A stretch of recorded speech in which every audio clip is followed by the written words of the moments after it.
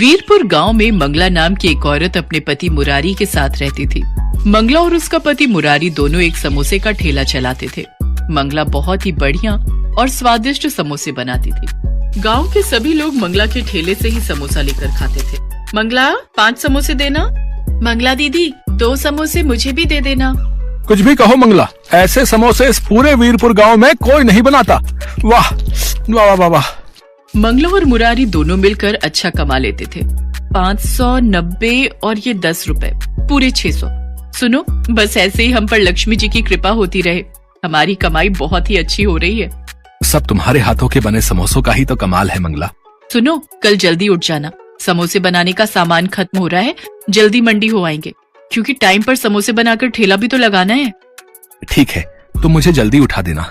अगले दिन मंगला और मुरारी दोनों समोसे का सामान लेने मंडी जाते हैं। भैया, सबसे बढ़िया वाले 20 किलो आलू कर दो। ये 30 रुपए किलो वाला आलू है, ये कर दूं? बढ़िया है ना? और मीठा नहीं होना चाहिए आलू, ना ही खराब। ये मटर तोल दो, प्याज और बाकी हरा धनिया, हरी मिर्च। मंगला और मुरारी इसी तरह सब्जी वाले से बढ़िया सब्जी खरीदते हैं। राशन की दुकान से समोसे बनाने के लिए बढ़िया मैदा और तलने का तेल खरीद लेते हैं। मंगला और मुरारी समोसे बनाने में बहुत ही बढ़िया सामान इस्तेमाल करते थे। शायद यही वजह थी कि उनके समोसे बहुत ही ताजे और स्वादिष्ट लगते थे। मंगला की जिंदगी में सब कुछ अच्छा चल रहा था। ऐसे ही एक दिन, सुनो जी, सामान लेने मंडी नहीं चल रही क्या? अरे भूल गई, आज शहर से मेरा दोस्त रघु अपनी पत्नी के साथ आ रहा है।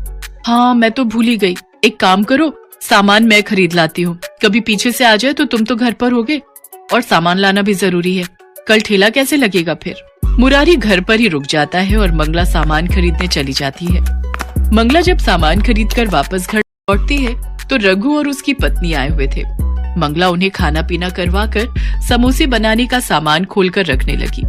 अरे आप लोग इतना महंगा सामान खरीद कर समोसे बनाते हो, इससे आपको क्या बचत होती होगी? 5 रुपए के समोसे में 10 रुपए की तो लागत ही लगा देते हो। ऐसे थोड़ी होता है। अरे कमाई करना सीखो। मैं शहर में रहकर बहुत कुछ सीख गया हूँ। मैं तेरी बात नहीं समझा रघु। भैया, मैं आपको समझाती हूँ। हम पति पत्नी शहर में अपना घर बनाकर बैठे हैं और आज ये हमने मिलावट करके ही कमाया है। बस ग्राहकों की जीभ पर स्वाद लगना चाहिए। अरे तू समझा नहीं, तू इतना महंगा मैदा, इतने महंगे आलू और सब्जियां, तेल सब कुछ खरीदता है भाई। पर मैं भी ऐसे ही समोसे और पकौड़े का ठेला लगाता था, पर कोई कमाई नहीं होती थी। फिर मैंने शहर जाकर देखा कि सस्ता सामान लगाकर भी उतनी ही कमाई होती है जितना कि महंगा लगाकर। हाँ, सबसे घटिया मैदा और सूजी खरीदो और शाम के समय मंडी जाओ जहाँ सब्जियां छट जाती हैं, वो सस्ते में खरीद लेता हूँ। अब कोई खराब थोड़ी होता है सामान, बस थोड़ा पुराना ही तो होता है। ग्राहक कौन सा देख कर आया है? कितनी दुकानों पर सामान खरीद कर खाते हैं, अपने ऊपर कोई बात थोड़ी आती है। मंगला रघु और उसकी पत्नी की सारी बातें सुन रही थी। पर ये तो गलत है ना रघु? हम ग्राहकों को बढ़िया खाना खिलाने की जगह घटिया चीज खिलाएंगे तो उनकी सेहत पर भी तो असर होगा। अरे कुछ नहीं पता चलता जी, कहीं लिखा थोड़ी है कि तेरे ठेले के समोसे खाकर ही ग्राहक बीमार हुआ है? अगर अपना पक्का घर बनवाना है तो थोड़ी बहुत तो धोखाधड़ी करनी ही पड़ेगी भाई, वरना ऐसे काम नहीं चलेगा मंगला भाभी। ये ठीक कह रहे हैं मंगला भाभी। आगे बाल बच्चे होंगे तो खर्चा भी तो चाहिए। अभी से ये सब शुरू कर दो, वरना बाद में बहुत पछताओगे। कब तक रोजाना की कमा कर खाते रहोगे? कुछ तो जोड़ोगे ही ना। रघु और उसकी पत्नी की बात मंगला के दिमाग में घर कर गई। मंगला को कम लागत में ज्यादा पैसे कमाने का लालच आ गया। कुछ दिन बाद मंगला और मुरारी जब समोसे बनाने का सामान लेने मंडी गए। क्या हुआ मंगला दीदी, आज सब्जियां नहीं खरीदनी? अभी नहीं भैया, थोड़ी देर में आती हूँ। सुनो, यहाँ आगे वाली गली में जो दुकान है वो सस्ती सब्जी देता है, उसके पास चलते हैं। मंगला, ये कैसी बातें कर रही हो? तुम रघु और उसकी पत्नी की बात मानकर सचमुच घटिया सामान खरीदने वाली हो? हाँ, तो इसमें बुराई क्या है? कब तक ऐसे टूटे फूटे पुराने घर में रहते रहेंगे? हमें भी तो शौक है नए और पक्के घर में रहने का, ढेरों पैसे कमाने का। अच्छा हुआ रघु भैया की बात मुझे समझ में आ गई, वरना मैं तो रोजाना ही लुटने वाला काम कर रही थी। मंगला, मुझे लगता है ये हम ठीक नहीं कर रहे। कहीं ऐसा ना हो इस लालच का नतीजा बुरा निकले। अभी तुम चुप रहो, मुझे सामान खरीदने दो। गया भैया, वो सस्ता वाला मैदा कौन सा है वो दिखाना जरा। सबसे सस्ता वाला दिखाना। हाँ, तेल कौन सा है खुला जो सस्ता मिल जाए? मैं समझ गया तुम कौन से तेल और मैदे की बात कर रही हो। अभी रुको, मैं अंदर से लेकर आया है। दुकानदार अंदर गोदाम में से कुछ मैदे और आटे के कट्टे साथ में तेल की बोतलें लेकर आता है। भैया, इस मैदे में तो घुन लग गई है। अब सस्ती चीज लोगे तो थोड़ी बहुत खराब तो मिलेगी ही भैया। अरे कहाँ घुन लगी हुई है, अभी घर जाकर इसे अच्छे से छान लूंगी, सारे कीड़े खत्म हो जाएंगे।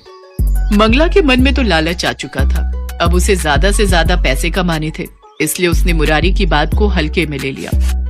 मंगला उस पुराने सामान से समोसे तैयार करती है और शाम के समय ठेला लगाने बाजार में पहुंचती है। लोग तो मंगला के समोसे खाने के लिए पहले से ही भीड़ लगाकर रहते थे। कुछ ही देर में मंगला के सारे समोसे बिक जाते हैं। मंगला बहुत खुश थी क्योंकि आज कम लागत में उसकी कमाई ज्यादा हुई थी।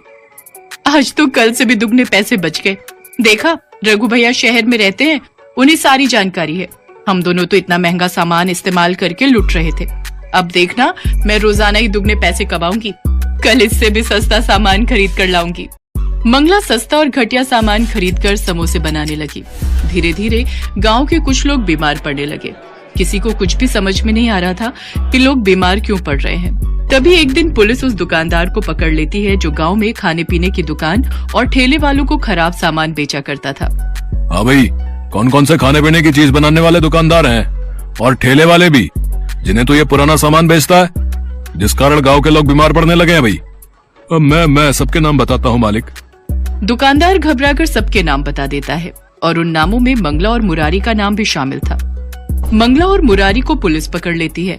मंगला आज सचमुच बहुत पछता रही थी क्योंकि उसने किसी के कहने पर अपना बसा बसाया काम खराब कर लिया, और वो भी थोड़े से पैसे कमाने के लालच में। इस कहानी से हमें यही शिक्षा मिलती है कि हमें कभी भी लालच नहीं करना चाहिए और दूसरों की बातों में कभी भी नहीं आना चाहिए।